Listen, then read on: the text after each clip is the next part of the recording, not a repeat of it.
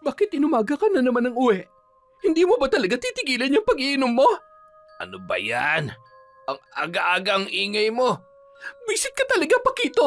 Puro na lang problema ang binibigay mo sa akin.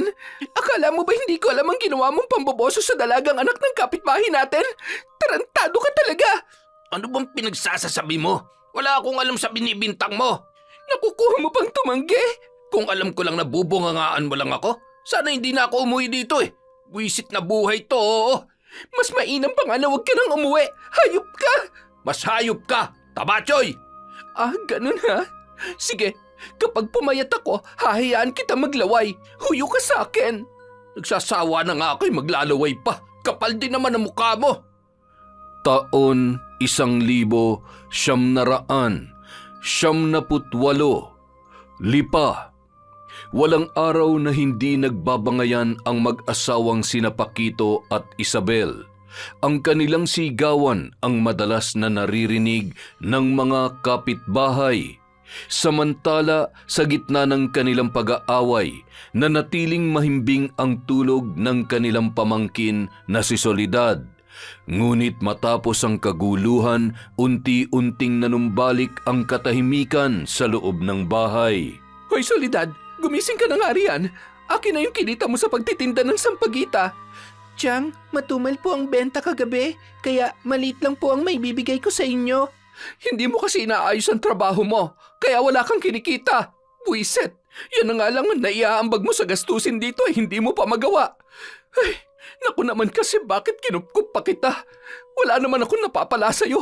Bukod sa bulag ka na, tatanga-tanga ka pa. Pasensya na po kayo. Hayaan niyo po, babawi na lang po ako sa susunod.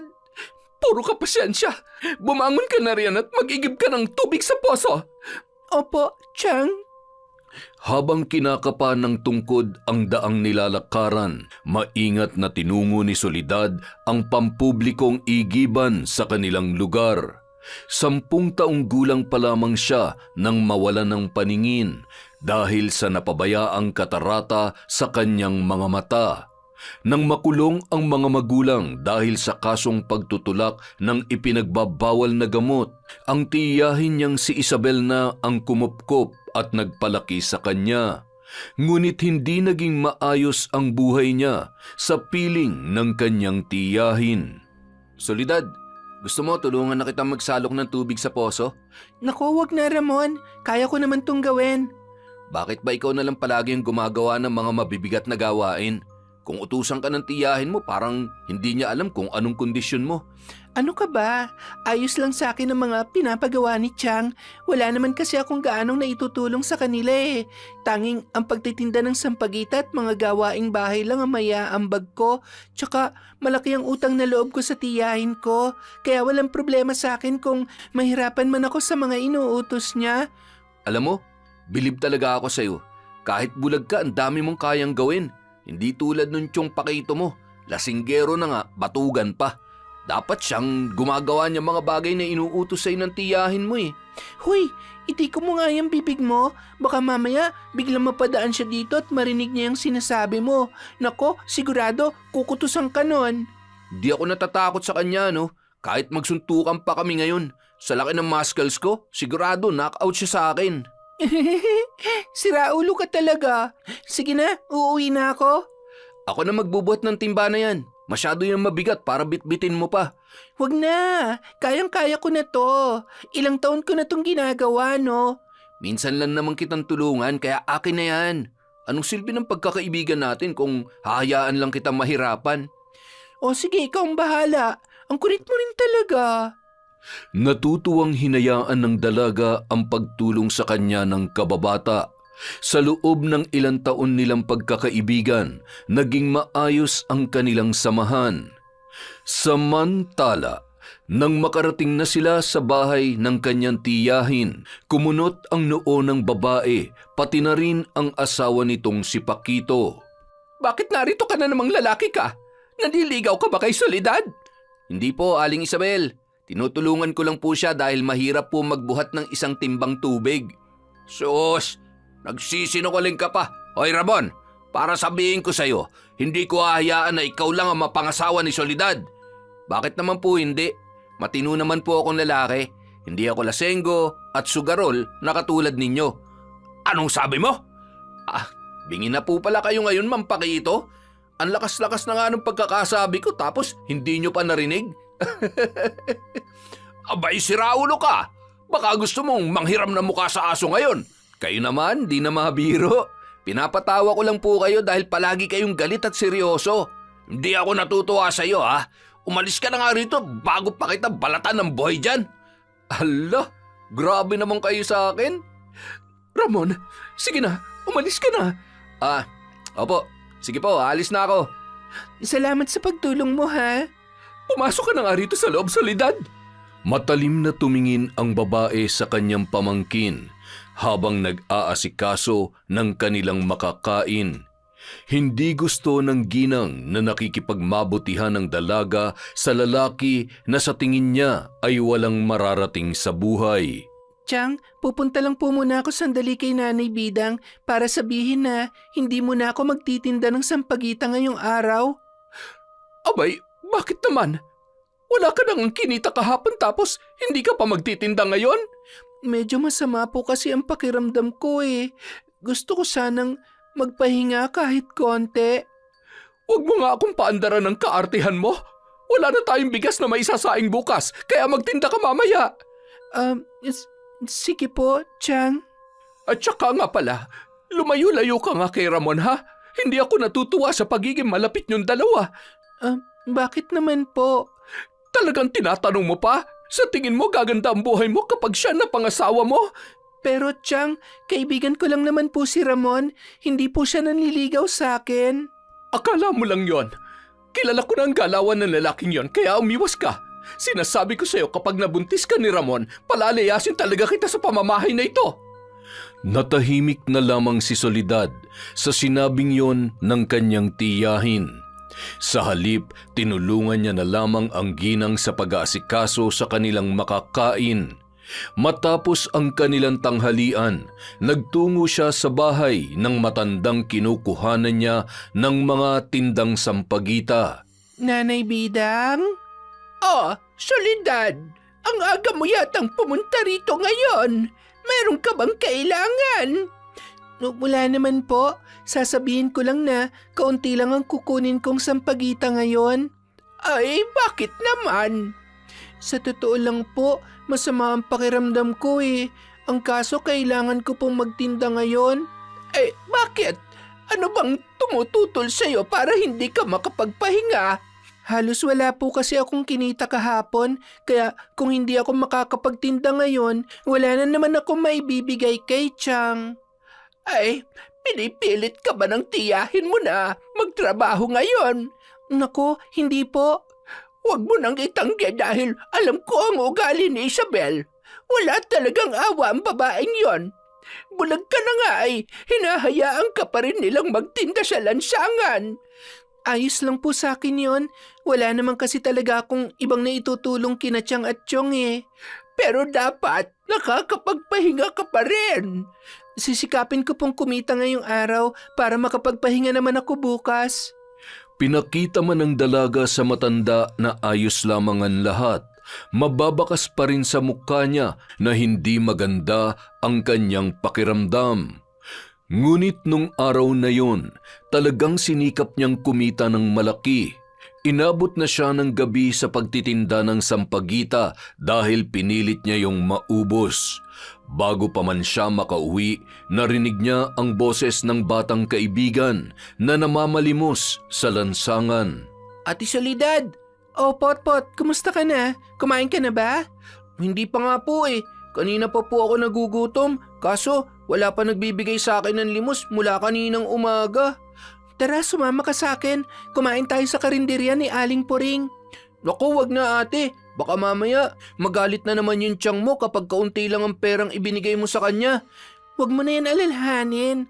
Kumita naman ako ngayong araw eh. Halika na, kumain na tayo doon. Sige po. Maraming salamat, Ate Soledad ah. Mabilis na inalalayan ng bata ang dalaga patungo sa karinderya na kanilang kakainan. Nang makarating sila doon, agad silang inasikaso ng may-ari.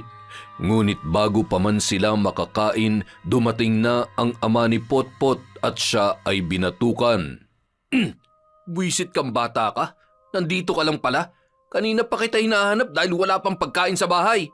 Wala po akong kinita sa panlilimos ngayon, kaya wala rin po ako nauwing pagkain sa bahay. Baka naman naglaro ka lang buong araw. Bumalik ka sa panlilimos. Huwag kang uuwi ng bahay hanggang wala kang kinikita, ha? Sandali lang po, Mang Cardo. Pinapakain ko pa po si Potpot. Pwede ba? Mamaya na lang ulit siya mamalimos? Hoy, bulag. Huwag mo nga akong utusan na parang may pakinabang ka rin sa akin. Sa susunod na yayain mo pang anak ko sa kung saan-saan, malilintikan ka na sa akin. Bakit kasi si Potpot ang inaasahan mo sa makakain nyo? Ang laki-laki ng katawan mo tapos wala kayong ginawa kundi saktan at abusuhin niyang bata. Aba, siraulo kang bulag ka. Sino may sabi na pwede kang makialam sa buhay namin, ha? Namumuro ka na sa akin, Soledad, ha? Kung ayaw mo masaktan, ayusin mo yung tabas ng dila mo. Papa, tama na po yan. Huwag na kayong magalit kay Ate Soledad. Babalik na po ako sa paglilimos. Sandali, Potpot. Ipapabalot ko na lang ang pagkain mo. Huwag na po, ate. Aalis na po ako. Walang nagawa ang dalaga sa pagtakbo ng bata palayo sa kanya. Nakaramdam man siya ng sama ng loob sa ama nito, pinili na lamang niyang manahimik at umuwi sa kanilang bahay. Pagkarating niya roon, sinalubong siya ng palad ng ginang. Akin ang perang kinita mo ngayon. Ito po, Chang. Ano ba yan? Bakit puro barya? Magkano ito? Nasa 200 daw po ang kinita ko, sabi ni Nanay Bidang. Abay, magaling. Dapat palaging ganito ang kinikita mo para matuwa naman ako sa'yo. Sandali, baka may tinatago ka pa rin sa bulsa mo, ha? Wala po. Binigay ko na po ang lahat sa inyo. Siguruhin mo lamang. Sa oras na malaman ko na nangungupit ka, malalagot ka sa akin. Opo. Siya nga po pala, Chang. Pwede ba akong makapagpahinga bukas? Masakit po talaga ang katawan ko eh. Ay, Soledad naman. Alam mong bayaran ng kuryente bukas. Huwag mo ngang unahin yung kaartehan mo. Kung hindi ka maghahanap buhay, anong mangyayari sa atin? Hanggang ngayon pa rin po ba? Wala pa ring trabaho si Chong? At bakit mo naman tinatanong, ha? Naisip ko lang po kasi na kung magkakaroon siya ng trabaho at iiwasan niya ng pagsusugal, sa tingin ko po, mas gagaan ng buhay natin. Kung makapagsalita ka, akala mo, ang laki na naitutulong mo sa aming mag-asawa, ah. Huwag mong pakialaman ang ginagawa ng tiyuhin mo dahil baka siya pa mismo magpalaya sa iyo rito. Pasensya na po, Chang. Umalis ka na nga sa harapan ko. Bagsak ang balikat ng dalaga habang nangangapa patungo sa kanyang silid. Magpapahinga na sana siya ng gabing yon, ngunit narinig niya na may tumatawag sa kanyang pangalan. Batid niyang si Ramon yun, kaya maingat siyang nagtungo sa kanilang bakuran kung saan naroroon ang lalaki. Anong ginagawa mo rito? Baka mamaya makita ka ni Chong. Huwag kang mag-alala. Nakita ko yung tiyuhin mo na nagiinom sa tindahan ng kapitbahay namin. Malabong umuwi siya agad ngayon. Bakit ka ba nandito? May kailangan ka ba? May binili akong puto na may halong itlog maalat. Alam kong paborito mo to kaya bumili ako ng 5 piraso. Tsaka tanggapin mo tong 100 piso pandagdag mo sa ipon mong pera. Nako, hindi ko yan matatanggap. Umuwi ka na at baka mapagalitan na naman ako ni Chang kapag nahuli niya tayo. Ano naman kung makita niya tayo nag-uusap? May masama ba sa ginagawa natin? Wala naman, pero kilala mo naman yung tiyahin ko, di ba? Aalis lang ako rito kapag kinuha mo na tong mga binibigay ko sa'yo. Bakit ba kailangan mo akong bigyan yan? Dahil alam ko na gusto mo madalaw yung mga magulang mo sa kulungan. Nag-iipon ka ng pera para makita sila ulit, di ba? Pinaghirapan mong perang yan kaya itabi mo na lang para sa pangangailangan mo. Wala naman akong pinagkakagastusan ngayon, kaya sige na. Tanggapin mo na to. Ay, ang kulit mo talaga. Sige na nga, akin na. Yan, buti naman. Nga pala, malaki-laki na ba yung naipon mong pera ngayon? Paano ko naman malalaman kung bulag ako? Pero sa bigat ng alkansya ko, sa tingin ko, malaki-laki na rin yon. Hayaan mo, magsisipag pa ako sa trabaho para makatulong sa pag-iipon mo. Pwede rin kitang samahan sa pagdalaw mo sa mga magulang mo. Maraming salamat sa iyo, Ramon, ha? O siya, sige na. Umalis ka na. Sige, paalam na.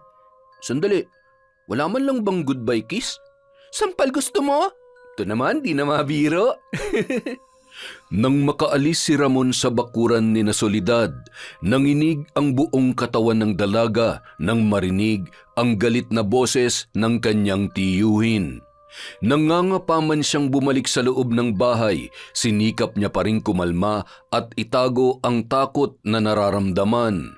Huminga siya ng malalim at dahan-dahang humakbang papasok. Pwede ba? Huwag ka nang sumigaw, Pakito. Baka mamaya ay ireklamo na naman tayo ng mga kapitbahay natin. Kung ayaw mo magwala ako ngayon dito, bigyan mo ako ng pera. Marami tayong bayarin ngayon at alam mo na bang si Soledad lang ang naghahanap buhay sa atin. Kung wala ka ng pang-inom, edi tumigil ka na. Pareho talaga kayo ng pamangkin mong walang silbi. Kung palayasin ko kaya kayong dalawa sa pamamahay na to. Pakito naman, mag-isip-isip ka nga. Huwag mong pairalin ang kahibangan mo sa alak. Magbibigay ka ba o sisipain kita palabas ng bahay? Eto na. Sige, kunin mo na lahat yan. Walang nagawa ang ginang, kundi ibigay na lamang ang kinita ni Soledad sa kanyang asawa. Matapos niyang iabot ang pera sa lalaki, agad na yung umalis. Samantala, nakaramdam ng matinding galit ang dalaga sa kanyang tiyuhin dahil hindi man lang nito inisip ang kanyang pagod sa paghahanap buhay. Chang, bakit niyo naman po binigay kay Chong ang perang pinagpaguran ko? Sayang naman yung kinita ko kung ipambibili niya lamang ng alak. Anong gusto mo? Saktan niya ako? Kilala mo naman yung siraulong yon. Wala makakapigil sa mga gusto niya. Sinanay niyo po kasi siya na palagi na lamang binibigyan ni. Hinayaan niyong mawalan siya ng respeto sa inyo.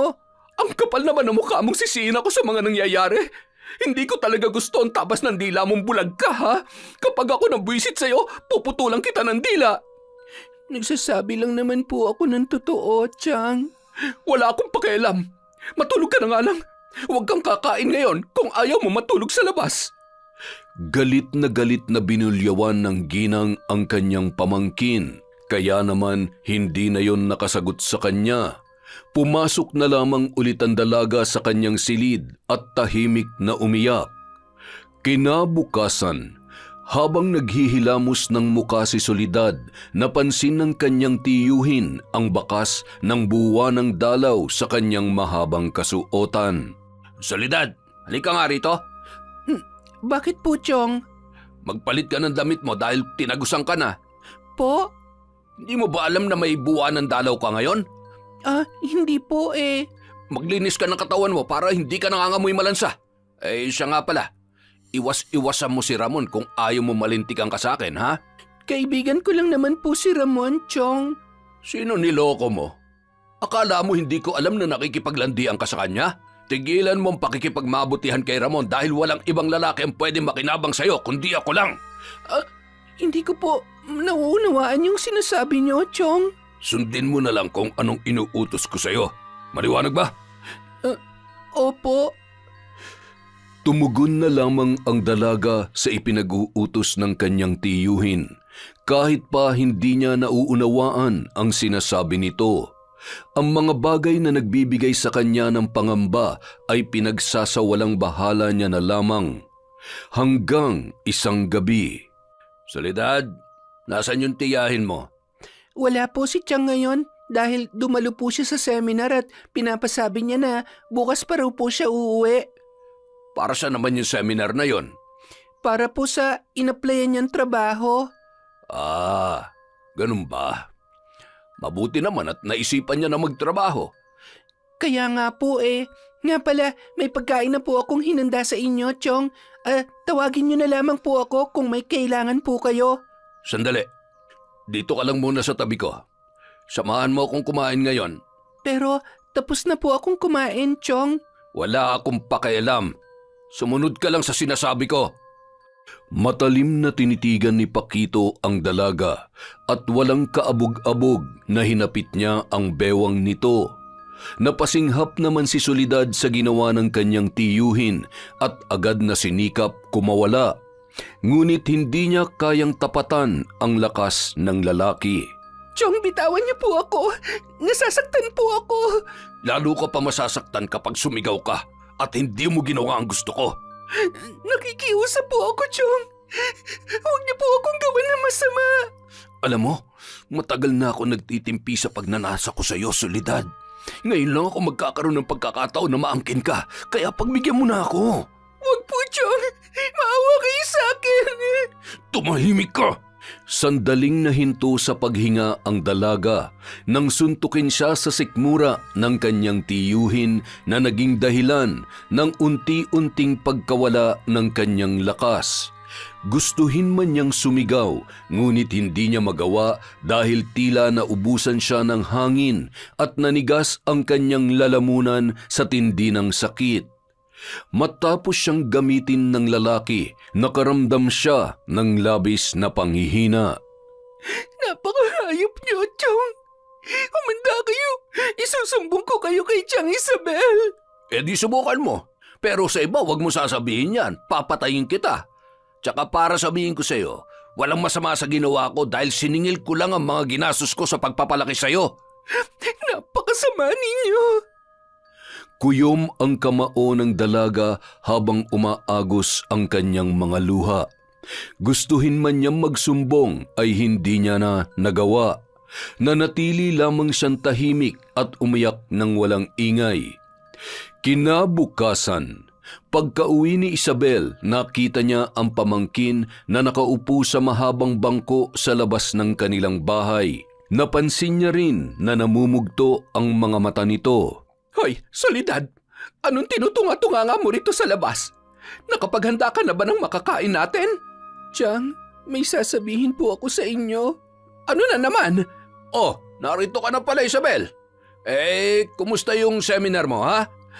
Ayos naman. Mabuti naman kung ganon. Nga pala, pagsabihan mo yung pamangkin mo dahil nakita ko siya kagabi na nakikipaglandian na naman kay Ramon. Sa sobrang galit ko sa kanya, nasaktan ko siya. Abay, dapat lang. Kung ako pa nakakita sa kanila, baka maubos pa sa akin ang buhok ng babaeng yan. Chang, wala pong katotohanan ng sinasabi ng asawa ninyo. Sus, wag mo na nga itanggi. Gagawin mo pa akong sinungaling. Ikaw, Soledad, namumuro ka na talaga sa akin, ha? Ilang beses ko bang sasabihin sa'yo na wala kang mapapala kay Ramon? Sa oras na mabuntis ka ng lalaking yon, palalayasin kita rito. Pero tiyang pakinggan niyo po muna ako. Manahimik ka. Mag-asikaso ka na lang ng kakainin natin. Buisit ka, talagang inutil ka. Nakaramdam ng matinding galit si Soledad dahil sa kawalan ng hustisya sa masamang ginawa sa kanya ng tiyuhin. Ilang beses man niyang sinubukang magsumbong sa tiyahin, ngunit palaging gumagawa ng paraan si Paquito na hadlangan ang kanyang pinaplano. Nang dahil doon, paulit-ulit siyang inabuso ng lalaki hanggang isang araw. Chang, hindi na po muna ako magtatrabaho. Kanina pa po kasi ako sumusuka. Nanghihina po talaga ang katawan ko. Sandali nga. Madalas ko nang napapansin yung pagsusuka mo, ah. Umamin ka nga sa akin. Buntis ka ba, Soledad? Ho? Anong ho? Hindi mo ba narinig ang sinabi ko? Hindi po ako buntis, Chang. Talaga lang, ha? Halika, sumama ka sa akin. Sandali, saan niyo po ako dadalhin? Ipapatingin kita sa health center. Tingnan natin kung nagsasabi ka ng totoo. Kinaladkad ng ginang ang dalaga palabas ng kanilang bahay. Malakas ang kutob ni Isabel na nagdadalang tao ang kanyang pamangkin at hindi nga siya nagkakamali. Dala ng matinding galit, nagawa niyang palayasin si Soledad. Chang, nakikiusap po ako. Pakinggan niyo munang sasabihin ko. Tumigil ka na. Ang kapal ng mukha mo. Ilang taon kitang inaruga at pinagtiisan, tapos magpapabuntis ka lang kay Ramon na walang narating sa buhay. Hindi naman po si Ramon na nakabuntis sa akin, Chang, eh. Kung hindi siya, sino? Huwag mo nang pakinggan niyang pamangkin mo. Bulag naman niyang pamangkin mo at wala na rin niyang pakinabang sa atin kaya dapat lang napalayasin mo na yan. Kayo dapat ang lumayas dito, Chong. Dahil napakahayop niyo. Tandaan mo, mabubulok sa impyernong kaluluwa mo. Aba, buwisit ka talagang babae ka. Wala ka ng respeto sa tiyuhin mo. Umalis ka na rito bago pa kita kalbuhin. Magbabayad kayo sa ginawa niyo sa akin. Nanghihina ang katawan ng dalaga nang tuluyan na siyang umalis sa puder ng kanyang tiyahin. Ilang beses man siyang bumagsak sa paglalakad, nagpatuloy pa rin siya sa paghakbang. Wala siyang ibang naiisip na mapuntahan kundi si Nanay Bidang. Kaya naman naglakas loob na lamang siyang lumapit sa matanda. Ay, Diyos ko, Soledad! Bakit ang gulo ng itsura mo? Nanay Bidang, tulungan niyo po ako. Ano ba nangyari sa yung bata ka? Pinalayas po ako ni Chang dahil inakala niya na si Ramon ang nakabuntis sa akin. Ano? Buntis ka? Opo, pero hindi ko ginusto nangyari, Nanay Bidang. Ilang beses po akong pinagsamantalahan ni Chong Paquito. Palagi niya akong tinatakot na papatayin, kaya nagawa niya akong abusuhin. Hayop talaga ang lalaking yun ah. Halika, magtutungo tayo sa presinto. Huwag na po. Nahihiya akong malaman ng iba ang nangyari sa akin, Nanay Bidang. Soledad, huwag ka matakot dahil sasamahan kita. Ako ang tutulong sa'yo. Pero hindi pa po ako handa. Natatakot ako sa pwedeng mangyari at sa panghuhusga sa akin ng iba. Nakikiusap po ako, Nanay Bidang. Itago na lamang po muna natin ang tungkol sa bagay na ito. Hindi tama na manahimik ka lamang. Ngunit kung yan ang makabubuti sa ngayon, sige, ililihim natin ang nangyari sa iyo. Sinikap man ng dalaga na itago ang masalimuot na nangyari sa kanya. Nagulat na lamang siya nang malaman ng mga kapitbahay nila na siya ay nagdadalang tao. Sa kabilang banda, labis na nag-alala si Ramon nang malaman ang nangyari sa kanyang kaibigan. Kaya naman nang makita niya si Soledad ay agad niya yung kinausap. Soledad, pwede ba lumayo ka na sa akin? Iniiwasan mo ba ako? Sabihin mo sa akin, sino ba talagang ama ng pinagbubuntis mo? Sabi nila sa akin daw yan pero wala naman na magitan sa atin. Kung ano man ang mga naririnig mo, hayaan mo na lang. Magsabi ka ng totoo. May nangyari bang masama sa'yo? Wala. Kilala kita. Alam ko kung nagsasabi ka ng totoo o hindi. Kaya aminin mo na sa akin ang nangyari. Bakit? May magagawa ka ba kung sakaling malalaman mo? Oo, titiyakin ko na mananagot ang taong nanakit sa'yo kung meron man. Sa tingin ko mas mainam pa na. Hayaan mo na lamang ako. Hindi kita titigilan hanggat hindi mo sinasabi sa akin ang nangyari sa'yo.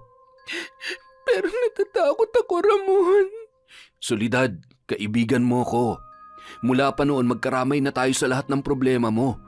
Ako naging mata mo nung mga panahon na nahihirapan kang lakbayin ang lugar natin. Kaya magtiwala ka sa akin.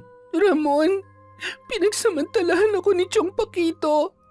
At siya rin ang nakabuntis sa akin dahil sa paulit-ulit niyang pang-aabuso. Ano? Wala akong magawa dahil sa takot ko sa kanya na baka patayin niya ako. Ang gagong yun. Humanda siya sa akin. Sandali, saan ka pupunta? Dito ka lang. Akong gagawa ng hustisya para sa'yo. Sinubukan mang pigilan ni Soledad ang kanyang kaibigan, wala pa rin siyang nagawa. Nang sumugod yon sa kanyang tiyuhin. Sa puntong yon, natakot siya sa maaaring mangyari. Samantala, galit na hinarap ni Ramon si Paquito habang hinahanda ang sarili sa pakikipaglaban. Ano bang problema mo sa asawa ko? Ang kapal na mukha mong sumugod dito at magsisisigaw? Pumasok ka na, Isabel, sa loob. Ako nang bahala dyan sa lalaking yan. Hayop ka, Mang Paquito. Paano nyo nagawang pagsamantalan si Soledad? Hindi na kayo naawa sa kondisyon niya. Hoy, ayusin mo yung pinagsasasabi mo, ha? Wala akong alam sa binibintang mo sa akin. Huwag na kayong magmaang-maangan pa dahil naniniwala ako sa sinasabi ni Soledad. Walang ibang gagawa sa kanya ng kasamaang yun kundi kayo lang. Masyado na talagang halangang bitukan ninyo. Sandali nga. Ano ba talaga nangyayari rito? Hindi ko na nauunawaan ang mga pinagsasasabi mo, Ramon. Yang asawa nyo, Aling Isabel. Siya po ang nakabuntis kay Soledad. Walang awa niyang pinagsamantalahan ng kaibigan ko. Kaya humanda siya sa akin dahil tinitiyak ko na manghihiram siya ng mukha sa aso. Tumigil kang hayop ka! Nauwi sa sagupaan ang galit ng dalawang lalaki. Nagpalitan sila ng suntok at sigawan habang pilit na inaawat ng mga nakasaksi sa paligid. Ramdam ang tensyon sa bawat galaw nila at tila walang gustong umatras sa kanilang pagtutuos. Sa tindi ng pagkasuklam ni Ramon, nagawa niyang basagin ang muka ng tiyuhin ni Soledad. Nang dahil naman sa mga natamong sugat ni Paquito, naisugod pa siya sa ospital. Samantala, agad na dinala ang binata sa presinto, tanga ng galit na hindi pa rin humuhupa. Ramon, kumusta ka na? Mabuti na lang sinamahan ako dito ni Nanay Bidang. Dapat nga hindi ka na pumunta rito eh. Gabi na't malamig pang panahon. Baka mamaya magkasakit ka pa niyan. Ikaw tong wala sa maayos na sitwasyon eh, kaya huwag akong alalahanin mo. Bakit naman kasi nagawa mo pang bagay na yun sa tiyuhin ko? Tingnan mo, nahihirapan ka tuloy ngayon. Ayos lang ako. Ang importante sa akin, natikman yung galit ko sa ginawa niya sa'yo. Maraming salamat sa ginawa mo para sa akin ha. Pero nasasaktan ako sa nangyayari sa'yo ngayon. Makakalabas din naman ako dito. Intindihin mo na lang ang sarili mo at ang bata sa sinapupunan mo. Mag-iingat ka dito ha. Mabigat sa kalooban ni Soledad ang sinapit ni Ramon sa pananakit nito sa kanyang tiyuhin. Hindi niya lubos akalain na magagawa yun ng kaibigan para lamang ipaghiganti siya kahit na sa maling paraan. Ang mag-asawang sina Isabel at Paquito naman ay patuloy ang pagkakaroon ng hidwaan. Kung bubungangaan mo lang ako rito sa ospital, mas mainam pa na umuwi ka na lang. Bakit nagagalit ka? Tinatanong ko lang naman kung may katotohanan bang paratang sa'yo ni Ramon. Ano bang tingin mo sa akin? Baliw para gawa ng masama ang batang pinalaki natin noon? Naguguluhan na kasi ako sa mga nangyayari. Kung hindi si Ramon ang nakabuntis kay Soledad, sino? Aba, malay ko. Alam mo, sa tingin ko, gumagawa lang ng kwento yung Soledad na yan para magkaroon ng lamat ang pagsasama natin eh. Nang sa ganun, mauwi tayo sa hiwalayan. Aray ko. Ano naman ang dahilan niya para gawin yan? Ay, hina naman ang kokote mo, oo. Di ba nga nagagalit siya sa akin dahil kinukuha ko ang perang kinikita niya? Sa madaling salita, gumaganti sa akin si Soledad. Naku, humanda talaga sa akin ang batang yan. Ang kapal ng mukha ng bulag na yon. Nagngingit-ngit sa galit si Isabel, kaya naman wala siyang pinalagpas na oras. Agad siyang nagtungo sa bahay ni Nanay Bidang para awayin ang kanyang pamangkin. Nagsisigaw siya sa labas ng tahanan ng matanda habang tinatawag ang pangalan ni Soledad. Ano bang kailangan mong babae ka? Mahiya ka naman sa mga kapitbahay ko. Nasaan si Soledad? Ilabas niyo ang babaeng yan. Ano bang kailangan niyo sa akin, Chang? Mabuti naman at humarap ka na rin sa akin. Nananahimik na po ako kaya sana huwag niyo na akong guluhin pa dito. Ang kapal na mukha mo. Kung makapagsalita ka, akala mo hindi ka sumandal sa akin na mahabang panahon? Bakit, Chang? May magandang bagay ba kayong pinakita o ipinadama man lang sa akin? Wala akong naaalala na mayroon kayong mabuting ginawa. Mula nang mapunta ako sa puder ninyo, naging kalbaryo na ang buhay ko. Baka nakakalimutan mo kung hindi dahil sa akin, namatay ka na sa lansangan noon. Walang silbi ang mga magulang mo, kaya ako nagpalaki at nagpalamon sa'yo. Tapos ganito lang ang igaganti mo sa akin? Pinalayas kita kaya gumawa ka ng kwento na ikasasama ng asawa ko. Alam kong hindi niyo ako paniniwalaan sa kababuyan na ginawa sa akin ni Chong, pero patuloy kong igigiit na nagsasabi ako ng totoo, Chang. Sinungaling ka. Hindi magagawa ni Paquito ang bagay na binibintang mo sa kanya. Sige lang. Paniwalaan niyo kung anong sinasabi niya. Wala na akong pakialam sa inyo mula ngayon. Umalis ka na dito, Isabel. Hindi pa ako tapos sa'yo, Soledad. Tandaan mo yan. Nanatiling matatag ang dalaga kahit dama niya ang bigat ng mga salitang binitawan ng kanyang tiyahin. Hindi siya natinag, bagkus ay lalong tumuwid ang kanyang tindig. Subalit sa kabila noon, nakakaramdam pa rin siya ng sakit dahil sa karahasan na nangyari sa kanya. Ayos ka lamang ba? Huwag mo masyadong dibdibin ang mga sinabi ng tiyahin mo. Siya rin naman ang magdurusa sa huli. Alam niyo po, Nanay Soledad, gustong-gusto kong makaganti kay Chong sa kahayupan na ginawa niya sa akin. Ang kaso lamang po, paano? May paraan para makaganti ka sa lalaking yon. Hindi man siya managot sa batas, magdurusa naman siya sa matinding sakit. Ha? Ano pong paraan yon? Soledad, sa tingin ko, ito na ang panahon para malaman mo kung sino talaga ako at kung ano ang kaya kong gawin. Po? Iha, isa akong mambabarang. May kakayahan akong bigyan ng malalang sakit ang isang tao. Totoo po? Oo. Kung gusto mo, maaari kitang turuan sa paggamit ng itim na kapangyarihan. Mas mainam kasi kapag ikaw mismo magbibigay sa kanya ng kaparusahan. Mas mapapalakas ng orasyon ang sumpa kung ang magsasagawa nito ay ang taong may malalim na galit. Pero natatakot po ako. Huwag kang mag-alala dahil gagabayan kita. Pag-iisipan ko po muna, Nanay Bidang. Ilang gabing hindi nakatulog ng maayos ang dalaga dahil sa inaalok na tulong sa kanya ng matanda. Alam niyang masama ang paraan na naiisip nila, ngunit sa tingin niya ang bagay na yon ang mas higit na makatutulong sa kanya para makapaghiganti sa kanyang tiyuhin. Makalipas ang ilang araw, nakapagpasya na siya na gawin ang kanilang binabalak. Pinag-aralan niya ang tamang paggamit ng itim na kapangyarihan hanggang sa matagumpay niyang nabigyan ng karamdaman ang kanyang tiyuhin.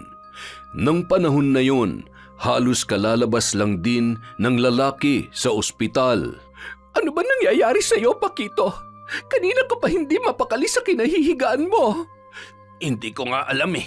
Parang sinisilaban ang katawan ko. Sobrang init at naglalagkit ako sa sarili ko.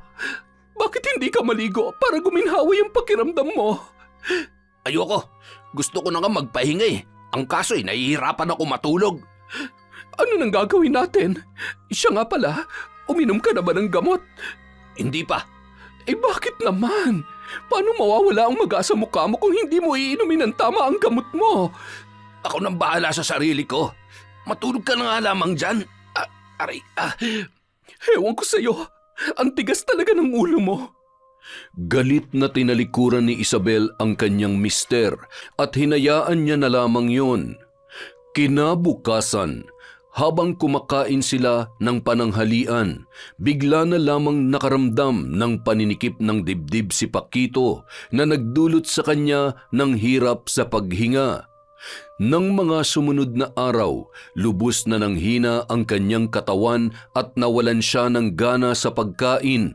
Madalas siyang makaramdam ng matinding pagod kahit wala naman siyang ginagawang mabigat na trabaho. Paminsan-minsan, sumasakit ang kanyang ulo at nahihilo kasabay ng malamig na pawis na tumutulo mula sa kanyang noo. Napansin din ng kanyang asawa na lutang siya at hirap mag-focus, na animoy may bumabagabag sa kanyang isipan. Sa tuwing pagsapit ng gabi, lalo pang lumalala ang kanyang nararamdaman. Hindi siya mapakali, balisa at tila may mabigat na nakadagan sa kanyang katawan. Hindi niya maipaliwanag kung bakit kakaiba ang nangyayari sa kanya na unti-unting sumisira sa kanyang lakas. Isabel, Oh, bakit? pwede ba pakimasahe naman ang pako? Kanina pa kasi nangangalay ang mga yan eh. Ano ba yan? Ang dami mo namang nararamdaman. Nakakasawa na. Huwag ka na magreklamo, pwede ba? Kung pinapatingnan mo ba ako sa doktor, di sana nalaman na natin kung ano pa nangyayari sa akin.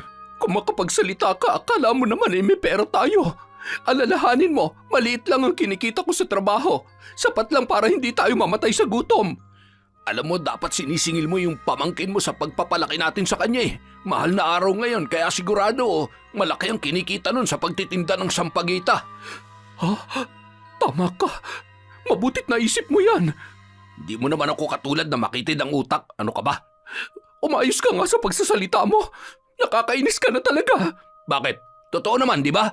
Ewan ko sa'yo. Visit ka. Galit na nilayasan ni Isabel ang kanyang asawa kahit pa kailangan nito ang kanyang tulong. Hindi na siya lumingon pa habang mabilis na naglalakad papalayo sa kanilang tahanan. Nang mapadaan siya sa simbahan, kumunot ang noo niya nang makita roon si Soledad kasama si Nanay Bidang na nagtitinda ng sampagita. Anong tinitingin-tingin mo riyan? Guguluhin mo na naman ba si Isabel? Pwede ba? Huwag kang makialam, matanda ka. Kung hindi kayo magsisimba at bibili ng sampagita namin, mas mainam po na umalis na lang kayo rito, Chang. Hoy! Huwag kang umasta na parang wala kang utang sa akin. Utang? Ano po ang sinasabi nyo? Sus! Kunwari ka pang hindi mo alam. Malaki ang ginastos namin sa'yo mula bata ka pa, kaya dapat lang nabayaran mo kami sa pagpapalaki namin sa'yo. Mukha po talaga kayong pera, Chang. Akala ko bukal sa kalooban yung pagkupkup sa akin. Yun pala, gagawin nyo lang akong kalabaw na kakayod para mabuhay kayo ni Chong. Wala akong utang na dapat bayaran sa inyo dahil ako po ang halos nagpapakain sa inyo noon. Grabe! Ang tigas talaga ng pagmumukha mo. Kung ihampas ko kaya tumbag sa'yo, ha? Subukan mo lamang saktan si Soledad. Ako ang makakalaban mo. Ang tapang mo talaga, matanda ka. Akala mo naman uubra ka sa akin? Huwag mong maliitin ang kakayahan ko dahil kaya kitang gawan ng masama. Wala akong pakialam. Para sabihin ko sa'yo, hindi ako natatakot sa matandang hukluban na katulad mo. Pakiusap po, Chang. Umalis na po kayo rito. Aalis ako, pero hindi kita titigilan hanggat hindi ka nagbabayad ng utang mo sa akin. Nababaliw ka na talagang babae ka. Pinagbabato ni Nanay Bidang si Isabel ng mga basura na nasa kanyang tabi. Sa labis na pandidiri naman ng babae ay tuluyan na siyang umalis. Samantala, patuloy pa rin ang paghihirap ni Paquito sa kanyang karamdaman. Nang araw na yon, nawalan pa siya ng malay at muling sinugod sa ospital. Ano ba naman tong kamalasan na dumarating sa buhay natin? Nahihirapan na ako, sa totoo lang. Yang ka na naman sa pagrereklamo mo eh. Sa tuwing nagsasalita ka, parang pinamumukha mo sa akin na pabigat lang ako sa buhay mo. Bakit? Hindi ba? Tingnan mo nga, wala na tayong pera. Nadala ka pa sa ospital. Oh, ano ngayon? Ano ibabayad natin dito? Hindi ko ginusto na magkasakit ako kaya itiko mo yung bunganga mo. Anong hindi? Ilang beses na kitang pinagsabihin na itigil mo ng pag-iinom mo, di ba? Pero ano? Nakinig ka ba sa akin? Pinairal mo pa rin ang katigasan ng ulo mo. Kaya ayan, nagkasakit ka na ngayon. Tapos sasabihin mo, hindi mo ginusto magkasakit? Ang labo talaga ng utak mo. Ano ba? Sige na, oo na. Wisit ka talagang babae ka, oo. Ako pa talaga naging buwisit ngayon. Hoy, Paquito, dapat nga magpasalamat ka sa akin dahil kahit ginawa mo na masama ang pamangkin ko, inaalagaan pa rin kita. Ang kapal talaga ng mukha mo. Masyado ka kasing bungangera kaya nakakainis ka na. Kasalanan mo naman kung bakit ako ganito Ewan ko sa'yo. Ay, aray, nakakapagod kang kausap. Hindi na natapos ang pag-aaway ng mag-asawa nung araw na yun. Ngunit nanatili pa rin ang babae sa tabi ng kanyang mister. Sa kabilang banda, naging maayos ang pasok ng pera sa dalaga. Palagi na siyang nakakaubos ng kanyang panindang sampagita at dahil doon nadagdagan pa ang kanyang ipon. Soledad, magpahinga ka na muna. Halika't maupo ka sa tabi ko. Ayos lang po ako, Nanay Bidang. Kailangan kong makaubos ng paninda para makapagpalaboratory ako bukas. Sabik na akong malaman kung ayos ang lagay ng magiging anak ko. Alam ko yon. Pero kanina ka pa nakatayo riyan. Makakasama rin sa pinagbubuntis mo kung palagi kang mapapagod. Sige po, Nanay Bidang. Hayaan mo, kapag kumita rin ako ng malaki, tutulungan kita sa mga gastusin mo. Sana ay lumabas na malusog yung anak mo. Oo nga po, sana nga po. Alam mo, bilib talaga ako sa'yo, bata ka. Kahit na bunga ng karahasan ng batang nasa iyong sinapupunan, tinanggap mo pa rin ang buo ang iyong pinagbubuntis. Wala naman po kasing kasalanan ng bata na nasa tiyan ko. Sa totoo lang, sabik na akong lumaki siya. Gusto ko nang maramdaman ang unang sipa niya. Magtiwala ka. Palaging may awa ang Diyos sa mabubuting tao na katulad mo. Maraming salamat po sa inyo, Nanay Bidang. Naging daan ang pagbubuntis ni Soledad para magpatuloy pa siya sa kanyang buhay. Masaya ang dalaga na magkakaroon na siya ng supling kahit pabunga yon ng masalimuot niyang nakaraan. Samantala, pinagpatuloy niya pa rin ang pagpapahirap sa kanyang tiyuhin. Gabi-gabi siyang nagsasagawa ng orasyon para mas paigtingin pa ang karamdaman nito. Nang matingnan ng doktor ang kalagayan ng lalaki, normal lahat ng pagsusuri na isinagawa sa kanya. Kaya naman, niresetahan na lamang siya ng vitamins at gamot na pantanggal kirot kung sakali na mayroon pang sumakit sa kanya. Pakito, nakapaghain na ako. Kumain ka na lang, ha? Ano naman ang niluto mong ulam? Tuyo. Tuyo na naman?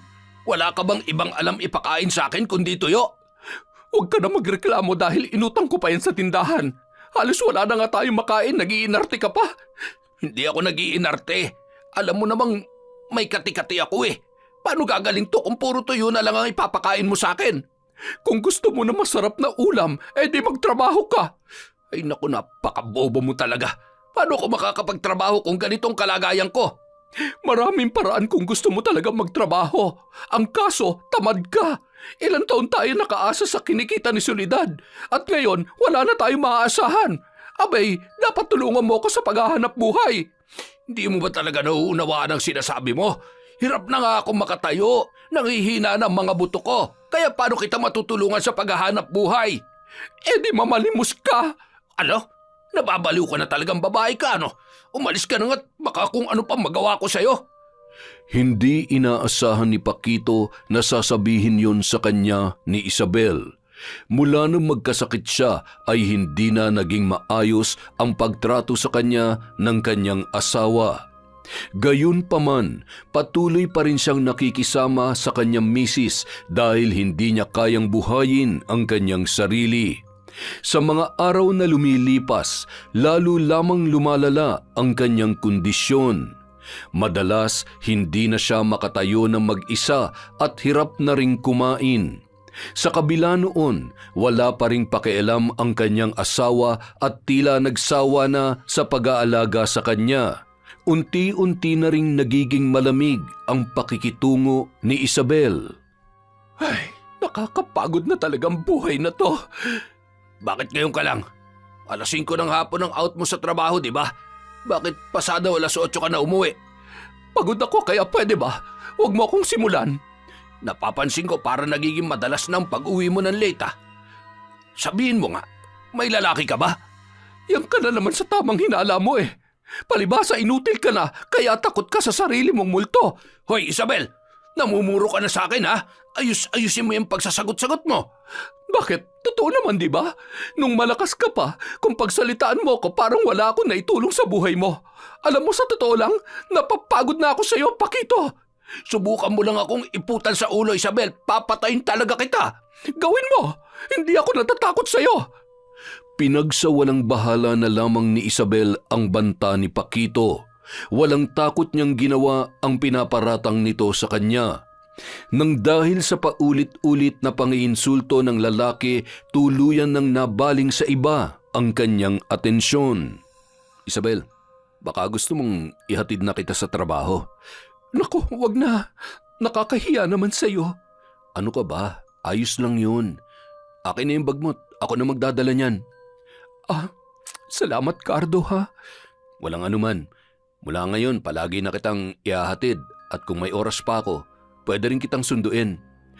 Talaga ba? Sandali nga. Bakit mo ba ito ginagawa?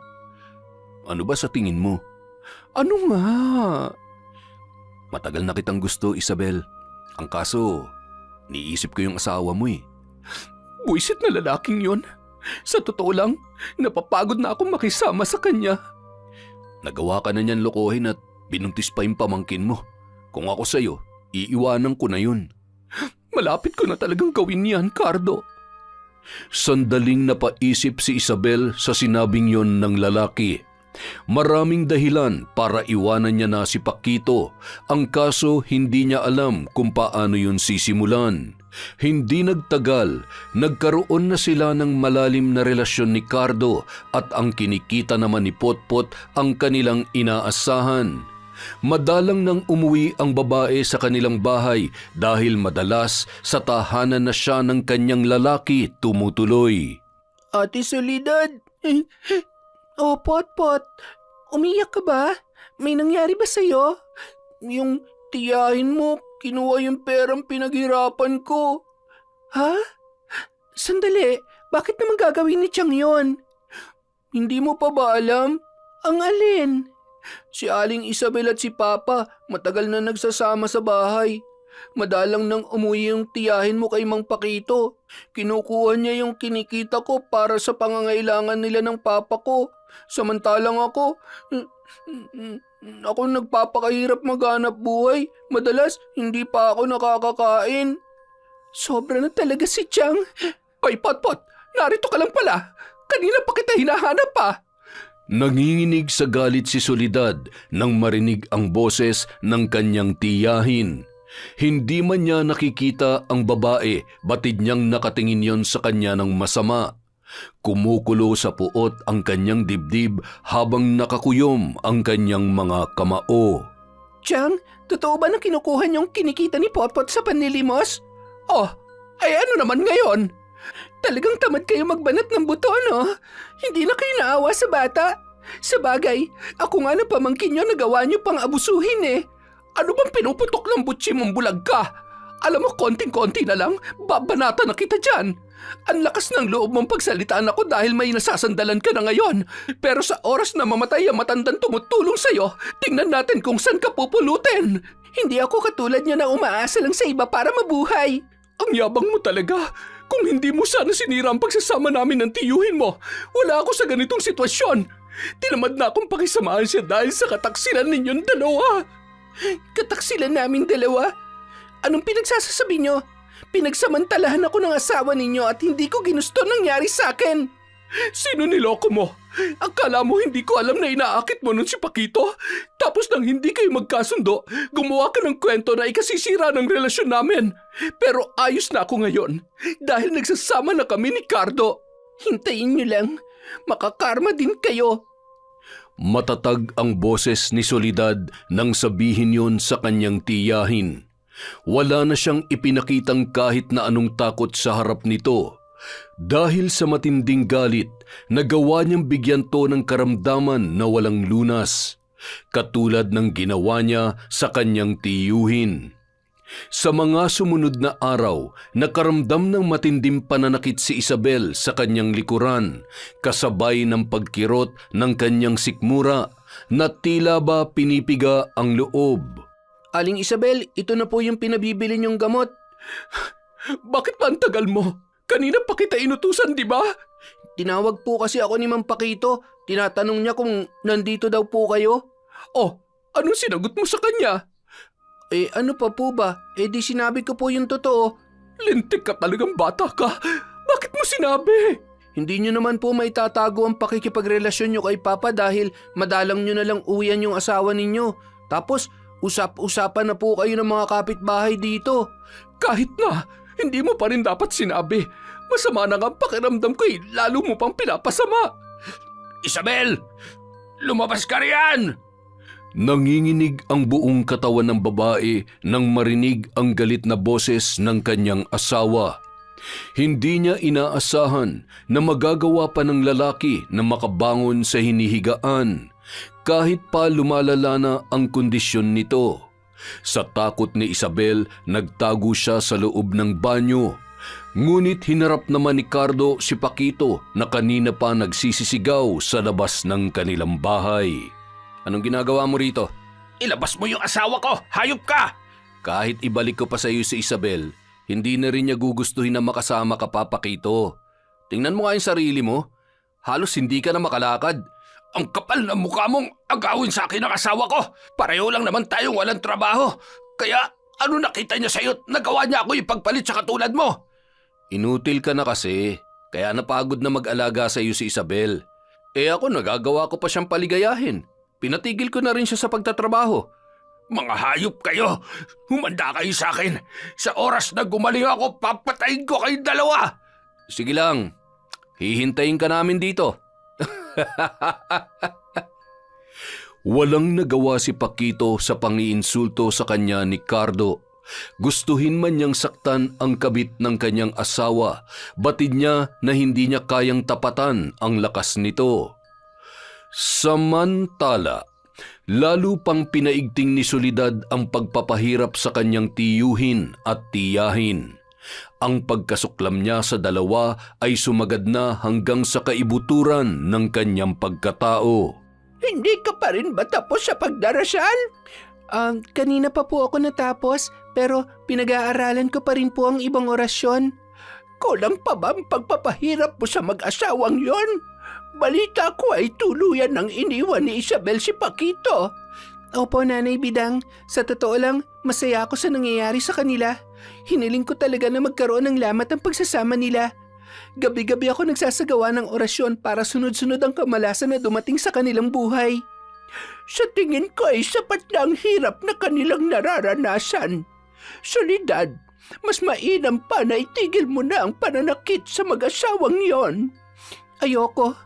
Sa tindi ng kasalanan na nagawa nila sa akin, kulang pa ang paghihirap na nararanasan nila. Pero hindi makabubuti sa iyong labis na paggamit ng itim na kapangyarihan. Ang lahat ng bagay maaaring makasama kapag ito ay nasobrahan. Masyadong malalim ang sugat na binigay nila sa akin, Nanay Bidang. Hindi ako titigil hanggat hindi sila gumagapang sa hirap. Bumagsak ang ilang luha ng dalaga habang mariing hawak ang libro na naging gabay niya sa paggamit ng itim na karunungan. Ang galit niya ay tuluyan ng naging sukdulan. Sa kabilang banda, ang pagiging malupit ni Isabel sa ibang tao ay lalo lamang lumala kahit na mas pinaigting pa ang kanyang karamdaman. Pot! Bakit po, Aling Isabel? May kailangan po ba kayo? Sa tingin mo tatawagin kita kung wala akong kailangan sa'yo? Ay, pasensya na po. Nasaan ang kinita mo sa panlilimos? Kinuha na po ni Papa. Nakikipag-inuman na po sa kapitbahay. Bakit mo sa kanya ibinigay? Ay, siya po yung Papa ko eh. Pilosopo ka talagang bata ka! Batukan kaya kita! Nagsasabi lang po ako ng totoo, Aling Isabel. Umalis ka na nga sa harapan ko at baka tsinilasin pa kita dyan! Napahawak na lamang sa batok si Isabel dahil sa bigat ng kanyang sitwasyon. Nang puntahan niya si Cardo sa inuman, nagawa niyang magwala roon. Hindi niya na nagugustuhan ang madalas na paglaklak nito ng alak na halos walang pinagkaiba kay Paquito. Pwede ba huwag mo akong ipahiya sa mga kainuman ko? Itigil mo na yung pag-iinom mo kung ayaw mo itaob ko yan na mesa! Hoy Isabel, huwag kang umasta na parang asawa kita. Baka nakakalimutan mo, kinuha lang kita sa inutil mong asawa. Hayop ka! Sa una ka lang pala magaling! Binigay ko lahat ng pag-aasikaso at pag-aalaga sa'yo tapos ganito pang gagawin mo sa akin. Alam mo, sa totoo lang, nagsasawa na ako sa'yo. Oo, nakuha ko na yung gusto ko. Kaya pwede ka nang umalis. Napakasama mo! Pinagsasampal ni Isabel ang lalaki hanggang sa magalit yon sa kanya. Bumagsak siya sa lupa matapos siya nitong itulak. Sa puntong yun, wala siyang ibang nagawa kundi iwan na si Cardo at bumalik sa kanyang asawa. Anong ginagawa mo rito? Dito na ulit ako titira. Ano, ganun na lang yon? Pagkatapos mo akong iwan at pabayaan? Kasalanan mo rin naman kung bakit ako nagloko eh. Kung naging mabuting asawa ka lang sana, hindi tayo aabot sa ganitong sitwasyon. Ang kapal talaga ng mukha mo, no? Nagagawa mo pa akong sisihin sa kalandian mo? Ano man ang nagawa ko, asawa mo pa rin ako, Paquito. Kalimutan na lang natin ang mga bagay na sumira sa pagsasama natin. Si Soledad dapat ang sisihin natin sa mga nangyari. Hindi pa ako tapos sa babaeng yon. Humanda siya. Nanlilisik ang mga mata ng babae habang nakatingin sa kawalan. Sa kabila ng hirap na kanilang dinaranas, nagagawa pa rin nila mag-isip ng hindi maganda sa iba.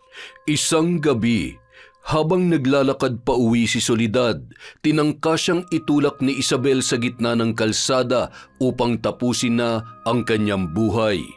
Ngunit bigo ang tiyahin sa binabalak nito dahil agad siyang tinulungan ni Potpot nang makita ang pangyayari.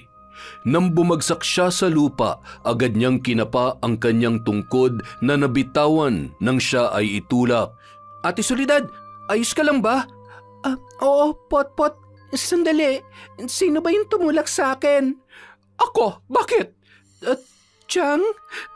May sapusa ka talagang bulag ka. Ang tagal mong mamatay. Kayo ang unang mamamatay kesa sa akin. Buhay pa kayo pero nasusunog na sa impyerno ang kaluluwa niyo ni Chong. Kung sunugin kaya kita ng buhay ngayon, gaga ka talagang bulag ka. Kung alam ko lang natutubuan ka ng sungay, dapat dun palang pinatay na kita. Malas niyo dahil binuhay niyo ako. Titiyakin ko na mas magdurusa pa kayong mag-asawa. Titingnan ko kung paano kayo gumapang habang namimilipit sa matinding sakit. Napakasama mo talaga! Marahas na sinampal ni Isabel ang dalaga at matalim niya itong tinitigan habang sumisiklab ang matinding galit sa kanyang puso. Ngunit nanindig ang kanyang mga balahibo nang ngumiti lamang sa kanya ang pamangkin. Hindi yun ngiti ng pang-iinsulto, kundi tahimik na pagbabanta. Umalis si Soledad sa harap ng kanyang tiyahin na parang walang nangyari. Kumusta ang pagtitinda mo ng sampagita? Kumita ka ba? Ayos naman po. Nga pala, anong oras na, Nanay Bidang? Mag-oorasyon po muna ako bago kumain. Wala nang iting na libro, Soledad. Po? Ano pong sinasabi ninyo? Binaon ko na sa lupa ang mga kagamitan ko. Natatakot ako na baka lamunin na ng galit ang buo mong pagkatao.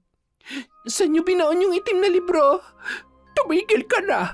Sapat na ang pagpapahirap mo sa mag-asawa. Nababahala na ako sa maaaring mangyari sa iyo. Akala ko nauunawaan niyo ako. Kayo nagturo sa akin ng itim na karunungan. Pero bakit pinipigilan niyo akong gamitin yon? Hindi pa sapat ang paghihiganti ko sa mga taong umabuso sa akin. Kaya nakikiusap ako, Nanay Bidang. Ibalik niyo sa akin ang libro. Soledad, hindi na tama ang paggamit mo sa itim na karunungan. Lumagpas ka na sa limitasyon nito. Walang mali sa ginagawa ko. Nararapat lang sa mga taong yan na bigyan ng kaparusahan. Nangangapa man si Soledad nung mga sandaling yon, sinikap niya pa rin na magtungo sa bakuran. Doon niya lamang naisip na maaaring ibaon ng matanda ang mga kagamitan nito. Hindi niya alam kung saan ang eksaktong kinalalagyan ng mga yon, ngunit nagpatuloy siya sa pagbungkal ng lupa. Kasabay ng kanyang mga luha ang pagbuhos ng malakas na ulan. Maya-maya pa, napatigil siya sa kanyang ginagawa nang maramdaman na nasa tabi niya na si Nanay Bidang. Eto na ang libro. Patawarin mo ako kung nagsinungaling ako. Bibigyan pa kita ng huling pagkakataon na gamitin ang bagay na yan. Pero ipangako mo sa akin na sa oras na magsisi na mag-asawa sa kanilang ginawa ay titigilan mo na ang pananakit sa kanila. Walang kasiguruhan ng sinasabi ninyo, Nanay Bidang. Sa sobrang sama ng pagkatao nila, malabong pagsisihan nila ang mga kasalanan nila sa akin. Soledad, tandaan mo, may Diyos pa rin tayo. Walang imposible sa Kanya. Binasag ng katahimikan ang sandaling yun. Ang bawat pagbagsak ng mga luha ng dalaga sa lupa ay may kalakip na galit sa mga tao na nang-abuso sa kanya. Ang paghihiganti niya ang nagbibigay sa kanya ng kaginhawahan. Kaya hindi siya titigil hanggat hindi siya nakukontento sa pagpapahirap sa kanyang tiya at tiyuhin. Lumipas pa ang mga araw, nabalitaan niyang sumuka ng dugo ang kanyang tiyahin sa walang katiyakan na dahilan. Isabel, narito na ako. Kumain na tayo. Saan galing ang pera mo? Tumambay ako kanina sa harap ng mall at kumita ako kahit papaano sa panlilimos sa mga tao roon. Hanggang ganito na lamang ba tayo? Nahihirapan na ako sa ganitong buhay, Pakito. Tapos pareho pa tayong may karamdaman. Huwag mo masyadong isipin ang problema natin. Sasakit lang ang ulo mo sa ginagawa mo eh. Ako nga, kahit masama ang pakiramdam ko, sinisikap ko pa rin na kumita ng pera para lamang meron tayong makain. Aba, dapat lamang. Wala naman tayong ibang aasahan. Kung samahan mo kaya ako sa panlilimos, mas malaki ang kikitain natin kung pareho tayong maghahanap buhay. Ayoko nga. Bakit ko gagawin ang isang bagay na responsibilidad mo? Ang sabihin mo nahihiya ka lang. Wala na nga tayong makain eh, umaarte ka pa dyan. Tigilan mo na nga ako. Oh, masama na nga ang pakiramdam ko eh. Binubuisit mo pa ako. Tatayo na sana si Isabel nang bigla na lamang sumakit ang kanyang tiyan. Dahil doon nabalot ng pangamba ang mga sandaling yun. Maya-maya pa, sumuka ang babae ng ilang pirasong insekto. Parehong nanlaki ang kanilang mga mata sa pangyayaring yun. Kinabukasan, nagtungo sila sa health center upang magpatingin. Wala silang sapat na pera kaya nagtiyaga na lamang sila na pumila doon. Habang naghihintay na matawag ang kanilang pangalan, hindi inaasahan na naroon din si Soledad kasama si Nanay Bidang. Soledad, maupo ka muna rito. Magpapalista lang tayo ng pangalan. Sige po, Nanay Bidang. Anong ginagawa mo rito? Chang? Oh, bakit parang nagulat ka? Hindi ko kasi inaasahan na nandito po kayo. Malaki na pala ang tiyan mo. Hindi ka ba nahihiya na ipagpatuloy ang pinagbubuntis mo? Bakit ko naman ho ikakahiya ang pinagbubuntis ko? Hindi dapat mabuhay ang batang bunga ng kalandian at kataksilan mo. Tumigil na po kayo. Subukan niyo pang pagsalitaan ng hindi magandang bata sa sinapupunan ko. Titiyakin ko na may kasasadlakan kayo. Bakit ka nagagalit? Totoo naman ang sinasabi ko, di ba? Sana nga mamatay ang pinagbubuntis mo. Dahil hindi siya nararapat mabuhay sa mundong ito. Kayon dapat mamatay. Nang dahil sa matinding galit ni Soledad, winasiwas niya ang kanyang tungkod upang saktan ang kanyang tiyahin. Ngunit bago pa mauwi sa sakitan ang kanilang sagutan, mabilis silang naawat ng mga staff ng health center. Hay Isabel, hindi mo ba talaga titigilan ang pamangkin mo? Nakikialam ka na namang matanda ka. Isabel, tara na nga. Umuwi na tayo dahil nakakahiya na sa mga tao dito. Tumigil ka. Hindi pa ako tapos sa dalawang ito. Hindi ka talaga marunong matakot sa karma, no? Kung may dapat mang matakot sa karma, walang iba kundi si Soledad. Kinupkup ko na nga siya. Nagawa pa rin akong ahasin. Sige lang, paniwalaan niyo lang ang kasinungalingan ni Chong Pakito. Wala na akong pakialam sa sasabihin niyo sa akin. Basta wag niyo lang idadamay ang magiging anak ko. Hindi man direktang nakatingin ang dalaga sa tiyahin, ramdam pa rin ng ginang ang tindi ng kanyang galit. Matapos ang kaguluhan, umalis ang mag-asawa, dala ang sama ng loob sa pamangkin. Nakakainis talaga ang mga yon. Pasalamat sila, masama ang pakiramdam ko ngayon. Kung hindi, pagbubuhulin ko silang dalawa. Kailan ka ba talaga titigil sa pakikipag-away kay Soledad? Hanggat hindi siya namamatay. Masyado na niyang iniinsultong pagkatao ko. Wala talaga siyang pinagkaiba sa mga adik niyang magulang. Ay, sa totoo lang, napapagod na ako sa buhay nating ito. Natahimik si Isabel sa malungkot na boses na yon ni Pakito. Ramdam niya ang bigat na dala ng mister, kaya hindi na siya nakapagsalita pa. Sa puntong yun, tila saglit na nahinto ang mundo sa pagitan nilang dalawa. Ngunit sa kabila ng hirap na kanilang pinagdadaanan, nananatili pa rin ang galit sa kanilang mga puso. Samantala, isang pangyayari ang hindi inaasahan ni Soledad. Nanay Bidang, tulungan niyo po ako. Ay, Diyos ko, ano nangyari sa'yo? Bakit ka dinudugo? Hindi ko po alam. Dumito ka muna at tatawag lang ako ng tutulong sa atin. Kailangan mong madala sa ospital. Nagmamadali ang matanda na humanap ng taong maaaring tumulong sa kanila. Mabuti na lamang at may ilang barangay tanod na dumaan malapit sa kanilang bahay. Agad nilang tinulungan ang dalaga upang madala sa pagamutan. Nang masuri ng doktor ang kalagayan ng bata sa sinapupunan ni Soledad, nalungkot siya sa ibinalita nito. Dahil sa matinding stress na kanyang nararanasan, nasawi ang kanyang ipinagbubuntis. Kasalanan ni Chang kung bakit nawala ang anak ko. Humanda siya sa akin. Hindi ako titigil hanggang may natitirang hininga sa kanya. Soledad, huwag mo nang isisi sa iba ang nangyari sa iyo. Dahil ito na ang kabayaran sa labis na paggamit mo ng itim na karunungan. Pero hindi naman ako masamang tao, Nanay Bidang. Biktima lang ako ng karahasan na gawa ng mga taong halangang kaluluwa. Subalit, nagiging katulad ka na nila. Hindi na umiiral ang konsensya sa iyong isipan. Puno na ng galit at puot ang puso mo, Soledad. Masyado mong inabuso ang karunungan na itinuro ko sa iyo at maling-mali yon. Siguro nga, mali ang pamamaraan ko sa paghihiganti. Pero kung hindi ko ginawa ang bagay na yon, paano ko makukuha ang hustisya?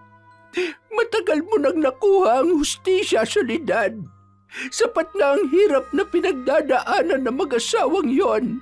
Kaya sana'y tumigil ka na. Mariing hinawakan ni Nanay Bidang ang kamay ng dalaga upang siya ay kumbinsihin. Ngunit nanatiling tahimik si Soledad habang umaagos ang kanyang mga luha. Samantala, halos isang buwan nang nilalabanan ni Paquito ang mabigat na karamdaman na unti-unting nagpapahina sa kanyang katawan. Ngunit pilit siyang nagpapakatatag. Isang araw, hindi inaasahan ng lalaki na mapapadpad siya sa isang albularyo sa kanilang lugar. Hindi niya maipaliwanag kung ano ang nagtulak sa kanya upang humingi na ng tulong sa albularyo. Nang siya ay suriin noon, labis ang kanyang pagkabigla sa sinabi ng manggagamot. Isang babae raw ang may kagagawan ng kanyang karamdaman. Humanda sa akin ang Soledad na yon. Oh, ano nangyarit? Nanggagaliiti ka riyan? Sinubukan ko magpatingin sa albularyo kanina. Sinabi niya sa akin na may isang babae raw na nang babarang sa akin. Huwag mong sabihin na naniniwala ka sa mga ganyan. Siyempre, dahil totoo naman talagang pambabarang. Eh kung ganon, sinong taong maaaring gumawa nito sa'yo? Sinabi ko na kanina, di ba? Sino ba may galit sa akin? Si Soledad? Tumpak! Walang ibang mananakit sa akin kundi ang baliw mong pamangkin. Humanda siya sa akin. Sandali, anong gagawin mo? Huwag mo nang alamin. Manahimik ka na lang dito sa bahay. Nagmadaling umalis si Paquito upang magtungo sa bahay ni Nanay Bidang. Nagkataon na wala roon ang matanda dahil nagtinda yon ng sampagita sa harap ng simbahan. At nagpapahinga naman ng gabing yon si Soledad dahil sa masamang nangyari sa kanyang pinagbubuntis. Habang naghuhugas ng kamay ang dalaga sa kusina, narinig niya ang pagbukas ng pintuan ng walang pag-iingat. Nanay Bidang, kayo po ba yan? Sandaling tumigil ang dalaga sa kanyang ginagawa at sa puntong yon, ramdam niya na ang kaba sa kanyang dibdib. Kumusta ka, Soledad? Chong? Ako nga. Anong ginagawa niyo rito? Pumunta ako rito para tapusin ang buhay mo. Hayop kang babae ka? Ang lakas ng loob mong gantihan ako? Anong sinasabi ninyo? Huwag ka nang magmaang-maangan pa. Alam ko nang ginawa mong pambabarang sa akin. Nararapat lang na ibigay kong kaparusahan sa inyo yon. Sa totoo lang, kulang pa nga yun. Kung ipakain ko kaya sa iyo yung dila mo para hindi ka na makapagsalitang buwisit ka, ha? Huwag kayong lalapit sa akin. Kung hindi... Ano? Kung hindi ano? Sa tingin mo ba may magagawa ka? Humanda ka sa akin dahil tatapusin ko ng buhay mo. Agad na inatake ni Paquito ang babae at mariin niyong sinakal. Habang unti-unting nawawalan ng ulirat ang dalaga, sinikap niyang makahawak ng patalim. Kinapa niya ang lababo hanggang sa may mahawakan siyang kutsilyo. Sa kabila ng pag-atubili, isinaksak niya yon sa lalaki. Ngunit hindi roon natatapos ang kanilang sagupaan. Nang bumagsak sa sahig ang kanyang tiyuhin, nagawa pa nitong pigilan ang kanyang mga paa na makaalis sa lugar. Subalit dahil sa matindi niyang pagnanais na makaalis, muli niyang inundayan ng saksak si Pakito hanggang sa tuluyan na yung mamatay. Bagamat wala siyang nakikita, nagawa pa rin ng dalaga na ipagtanggol ang kanyang sarili sa tulong ng kanyang matalas na pakiramdam. Soledad! Pagtawag ni Nanay Bidang sa dalaga nang makauwi na yon sa kanyang bahay. Ngunit kinabahan siya nang marinig ang pag-iyak ni Soledad. Sa labis na pag-aalala ng matanda, agad niyang tinungo ang dalaga. Nanay Bidang, anong nangyari dito? Sinubukan po akong patayin ni Chong pero dahil sa kagustuhan kong protektahan ang sarili ko, nagawa ko ang bagay na yan sa kanya. Sa tingin niyo, wala na kaya siyang buhay? Diyos ko, Soledad, hindi ko inaasahan na aabot ka sa ganitong sitwasyon. Bitawan mo na yung kutsilyo. Akin na, umalis ka na rito. Pero paano po kayo? Anong gagawin natin kay Chong? Ako na ang bahala umako sa nagawa mo. Umalis ka na at kahit na anong mangyari, wag kang lilingon pabalik. Hindi po pwede. Ayokong akuin niyo ang kasalanan ko. Wala kang kasalanan, Soledad.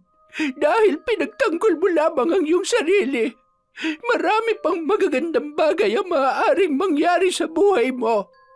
Samantalang ako, matanda na at kahit makulong ako, wala nang mawawala sa akin. Kaya umalis ka na. Ayoko po. Pananagutan ko ang ginawa ko. Pwede ba? Huwag na matigas ang ulo mo. Sumunod ka naman sa akin kahit ngayon lang. Masyado na mabigat ang mga nangyari sa iyo. Hayaan mong tulungan kita makaalis sa sitwasyon na ito. Huwag ka mag-alala. Magiging maayos din ang lahat. Nanay Bidang! Labag man sa kalooban ng dalaga na iwan ng matanda, napilitan na lamang siyang gawin yon. Umalis siya ng bahay na walang malinaw na desisyon. Kinabukasan, nabalitaan niya na nakakulong na si Nanay Bidang. Sa labis na pag-aalala ng dalaga, agad siyang nagtungo sa presinto kung saan naroroon ang matanda. Ngunit naabutan niya sa lugar ang kanyang tiyahin. Sisiguruhin ko mabubulok ka sa kulungan, matanda ka! Tigilan niyo si Nanay Bidang dahil wala siyang kasalanan. Sinasabi ko na nga ba pupunta ka ritong bulag ka eh? Oo, para linisin ang pangalan ni Nanay Bidang. Wala siyang kasalanan sa nangyari kay Chong dahil akong pumatay sa kanya. Hayop ka! Nagawa ko yon dahil pinagtangka niya akong patayin. Soledad, tama na! Walang katotohanan yung sinasabi mo. Ako talaga ang pumatay sa iyong tiyuhin. Hindi po, Nanay Bidang. Pasensya na pero hindi kaya ng konsensya ko na kayo magdurusa sa kasalanan na nagawa ko. Pareho kayo mabubulok sa kulungan. Hindi kita mapapatawad, Soledad, sa ginawa mong pagpatay sa asawa ko. Hindi ko rin kayo mapapatawad sa pang-aabusong ginawa niyo sa akin.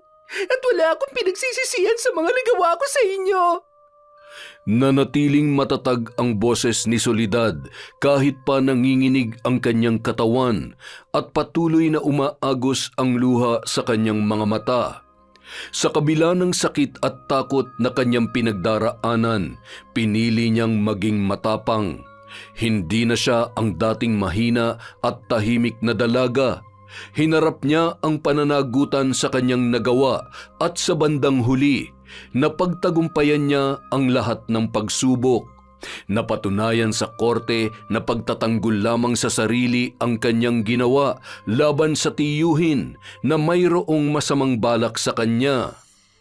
Samantala, pumanaw naman ang kanyang tiyang Isabel dahil sa karamdaman na wala ng lunas. Soledad, Kumusta ang benta mo? Ayos naman po, Nanay Bidang. Alam niyo ba, may taong umubos ng paninda ko at binigyan niya pa ako ng 300 piso na tulong niya sa akin. Mabuti talaga ang Diyos dahil hindi kanya pinababayaan. Kaya nga po mamaya kumain po tayo sa labas at isama natin si Potpot. Pagkatapos dalawin natin si Ramon sa kulungan.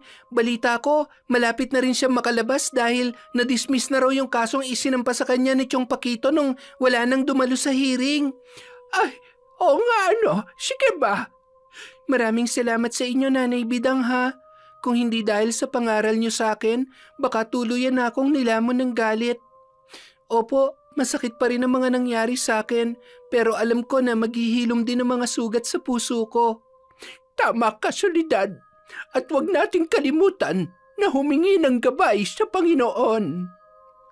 Mariing niyakap ni Nanay Bidang ang dalaga at naramdaman naman ni Soledad ang pagmamahal ng matanda. Hindi man niya nagawa magpatawad sa mga taong nanakit sa kanya, natutunan niya na hindi lahat ng sugat ay kailangang kalimutan kaagad. Ngunit mahalagang wag hayaang manatili ang galit sa puso dahil ito rin ang maaaring pumigil sa sariling paghilom at pag-unlad. Sa kabila ng lahat, unti-unti niyang naunawaan na ang kapayapaan ay hindi nakasalalay sa nakaraan, kundi sa desisyon niya na magpatuloy at piliin ang mas maayos na bukas para sa kanyang sarili. Yon! Ganda naman ng kwento na yon. Isa na naman pong malupit na kwento mula kay Enteng. Dahil dyan, meron po ulit tayong shout out. Simulan po natin kay Mariana. Hello kay Hayashi Megan, kay Kim Bara, Christina Peru, Lady Dam, at kay Jenna Concepcion, kay Elsie Pasasadaba. Hello po kay Lovely Boon, kay Kat Burglar Cutie, Rubilin, Neneng Leonora, Nena Diones, kay Jennifer Agustin from Monet Soto. Hi po sa Gawaran, Reyes, family of Madrid from Lea Gawaran. Hello din po kay Mel Santa Rita, kay Lydia Lopez, kay Cute Survivor, Tessie Reyes, Romela Terrado, Bob Dylan Dingkong from Marcos Balingasa. Hello po kay Sam Escobar, kay Febe Jane Toledo, Hannah Maylin Sesgundo, kay Micaela Ray, kay Freya Ray from Rosemary Casonete, Marina Lasquite, Jonna May Creo, Manong Xiao, at kay Monica Nieves. Hi din po kay Marjeline Pasil from Cota Dahar. Pasensya na po kayo. Hi kay Elsa Havinya at syempre po kay Christine Guevara. Maraming salamat po sa walang sawang pagsuporta sa Kwentong Enteng. Nabaliw na.